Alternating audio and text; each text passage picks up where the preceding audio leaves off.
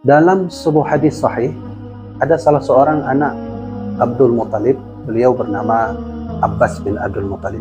Suatu hari karena Abu Lahab sudah wafat, maka Abbas bin Abdul Muttalib diizinkan oleh Allah untuk bermimpi bertemu dengan ruh Abu Lahab.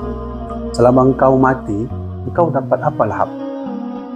Artinya kenikmatan apa yang kau dapat yang dulu engkau selalu musuhi Nabi, tak pernah memberi izin ataupun memberi luang untuk dakwah Rasulullah. Dan dijawab oleh Abu Lahab adalah hadis sahih, lam alqa ba'dakum ghaira anni, aku tak pernah mendapatkan sedikit pun nikmat dari Tuhan, apapun itu.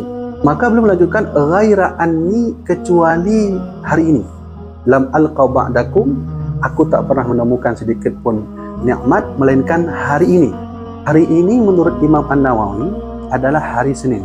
Apa nikmat yang diberikan oleh Tuhan? Suqitu hadhihi. Suqitu hadhihi itu jika kita ambil air, ini diderus air. Ini namanya suqit. Suqit kepada Abu Lahab. Sehingga terkejutlah Abbas bin Abdul Muttalib bertanya, apa yang menyebabkan kamu diberi oleh Allah nikmat? Maka beliau menjawab, bi'ataqati Suhaibah. Karena dulu aku pernah memerdekakan budakku yang bernama Suhaibah al-Aslamiyah.